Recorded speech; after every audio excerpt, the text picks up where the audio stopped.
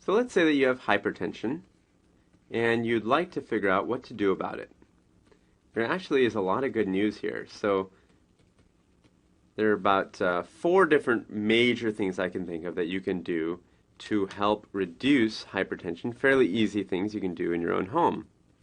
The first is your diet. So there's something called the dietary approaches. Dietary approaches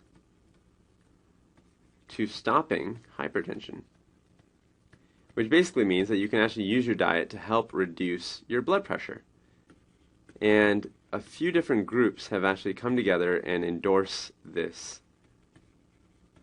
set of guidelines, like the American Heart Association and the Mayo Clinic. And I actually went through and tried to figure out exactly what this DASH diet would recommend for me. So I'm going to draw for you a plate. And this is kind of a plate of food. If you can imagine all my meals in one day on one plate of food, this is what the DASH diet would recommend. This is one day. And I take about 2,000 calories in a day. So the DASH diet suggests that for me, I should have about 5 fruits in a day. And I should have 5 vegetables in a day. So total of 10 fruits and vegetables.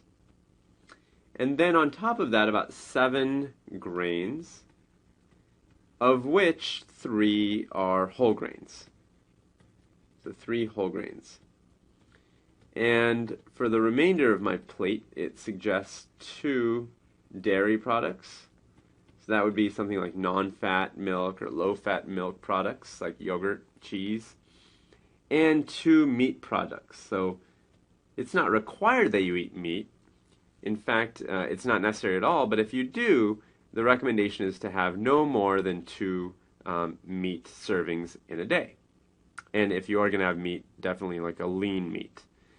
So these are the servings in one day that it recommends. And on top of that, in a week, it says I should probably have about 4 servings of nuts and seeds.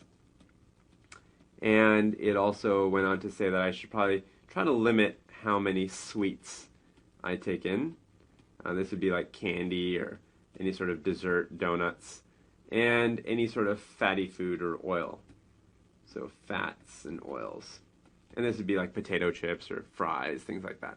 So really try to limit those things. And if you do this for a couple weeks, you're actually shown in studies to have lower blood pressure at the end of it. So within 2 weeks, this starts to make a difference, which is pretty phenomenal. So you can tell based on the way I've drawn this out that the DASH diet is really stressing fruits, writing as an F and V for vegetables, and also stressing lots of grains, G. So lots of fruits, vegetables, and grains.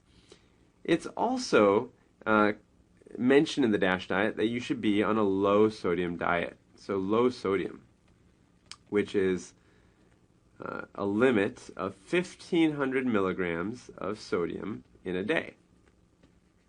Okay. And finally, the DASH diet says that if you drink alcohol, let's say you drink alcohol, that you should really try to limit your alcohol to less than 2 servings of alcohol in a day. So less than or equal to 2 servings of alcohol in a day. Now, in addition to diet, there are a few other things you can do as well. So you could exercise, and exercise is actually very important in trying to reduce your blood pressure. And there are a few different types of exercise. There's resistance training with weights, there's stretching, as folks that do yoga can tell you. But the type of exercise that's probably most helpful for hypertension is aerobic exercise. So you want to try to stress aerobic exercise. Now, when I say aerobic exercise, I mean things like going for a swim or going for a jog, and maybe even a brisk walk if that suits what you enjoy, or a bike ride. So something like this that really gets your heart pumping and flowing blood or getting blood to flow all the way throughout your body instead of just one muscle group. So aerobic exercise is really important. And in terms of how much aerobic exercise, a rough rule of thumb that I use is suggesting about 30 minutes per day for about 5 days a week. And I find that that's a very reasonable thing that a lot of people can do and find enjoyable. Okay, so diet and exercise, if you're doing these two things, you're likely to be losing weight. And I'm going to talk about weight in terms of a BMI, a body mass index.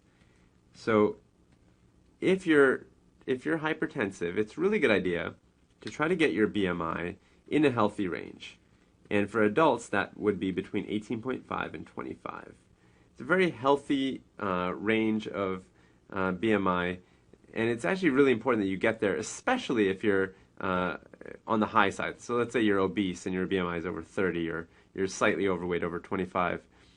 Getting that BMI down below 25 is really, really critical. And finally, for smokers, it's really important to try to quit smoking. So this is a fantastic time to kind of take your health into your hands and finally quit smoking or using tobacco products. And nowadays we actually have so many medications that really help with this, as well as counseling, that it makes it much, much easier to try to quit smoking. It's never an easy thing to do, but it's certainly a lot easier when you have medications and counseling to help you, and you have a good reason to do it, like you have hypertension. So these are the four kind of things to keep in mind in terms of things you can do at home.